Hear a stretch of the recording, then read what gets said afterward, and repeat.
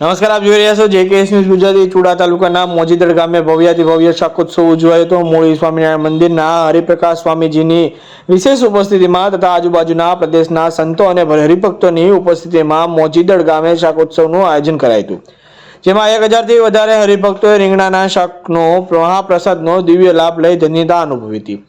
આ પ્રસંગે ભારે માનવ મહેરામણ ઉમટી પડ્યું, ત્યારે ઉપસ્થિત સંતોએ સ્વામિનારાયણ સંપ્રદાયનો મહિમા વર્ણવ્યો હતો તથા સનાતન હિન્દુ ધર્મનું આચરણ કરવા સંતોએ ત્યારબાદ આરતી કરીને ઉપસ્થિત હરિભક્તોએ શાકોત્સવનો ભોજન પ્રસાદ ગ્રહણ કર્યો હતો। આ તકે મૂળી સ્વામિનારાયણ મંદિરના શાસ્ત્રી શ્રી હરિપ્રકાશ સ્વામીએ હરિભક્તોને આધ્યાત્મિક જીવનનું જીવવાનું માર્ગદર્શન આપ્યું હતું। આ ઉત્સવમાં મોટી સંખ્યામાં હરિભક્તોએ સંતો દર્શન અને મહાપ્રસાદ તેમજ આશીર્વચનનો લાભ લીધો હતો।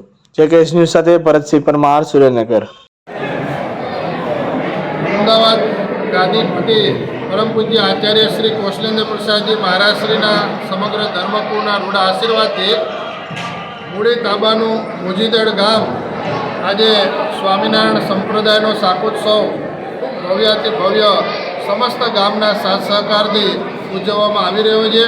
આયોજનની અંદર પૂજ્ય હરિનારાયણ સ્વામીએ ખૂબ મહેનત કરી ગામના તમામ યુવાનો, તમામ સર્વ ધર્મપ્રેમી જનતાના સાથ સહકારથી ખૂબ જ સુંદર રીતે આ શાકોત્સવનું આયોજન થયું છે। એમાં અંદાજિત 1000થી પણ વધારે ગ્રામજનો આ ભોજન પ્રસાદ, બાજરાના રોટલા, રીંગણાનું શાક, મોહનથાળ, ખીચડી, કઢી આ બધી પ્રકારની વસ્તુઓ એ પ્રસાદના રૂપમાં રાખવામાં આવી છે।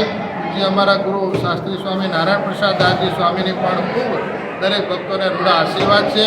મૂળી ધામમાં બિરાજતા રાધાકૃષ્ણ દેવ હરિકૃષ્ણ મહારાજ સર્વ ભક્તોનું સર્વ પ્રકારે મંગળ કરે એ જ શુભેચ્છા સર્વને। જય સ્વામિનારાયણ।